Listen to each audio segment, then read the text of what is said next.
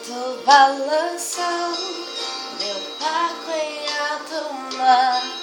O medo me secou e quis me afogar. Mas então eu clamei, ó filhos de Davi. Ele me escutou, por isso estou aqui. O vento ele acalmou, o medo repreendeu.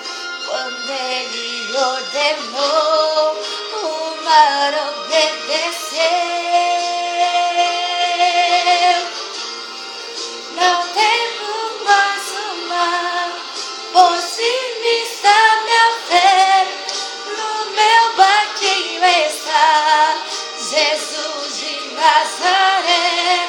Se o medo me cercar, ou se o vento soprar, seu nome eu clamarei e ele me guardará. Não temo mais o mar, pois firme está minha fé.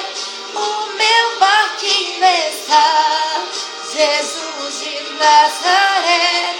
Se o medo me cercar, ou se o vento soprar, seu nome eu clamarei e ele me socorrerá.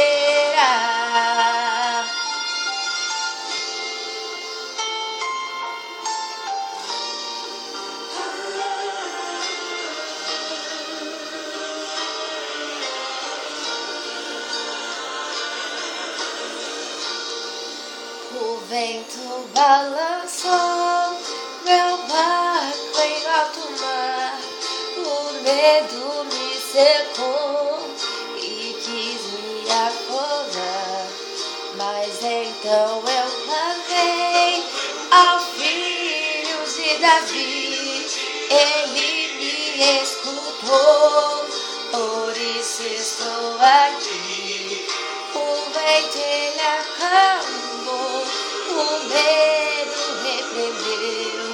Quando ele ordenou, o mar obedeceu. Não temo mais o mar, pois firme está minha fé. No meu barquinho está Jesus de Nazaré. Se o medo me cercar, ou se o vento soprar, seu nome eu clamarei e ele me guardará. Não temo mais o mar, pois firme está minha fé. No meu barquinho está Jesus de Nazaré. Se o medo me cercar, ou se o vento soprar, seu nome eu clamarei, ele me socorrerá.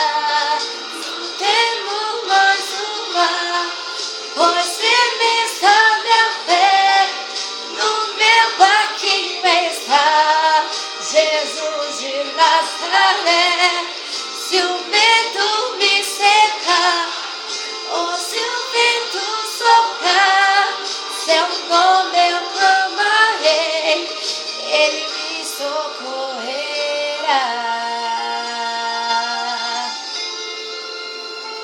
O Senhor te guardará de todo mal, guardará a tua alma. Salmo 121, 7. Glória a Deus.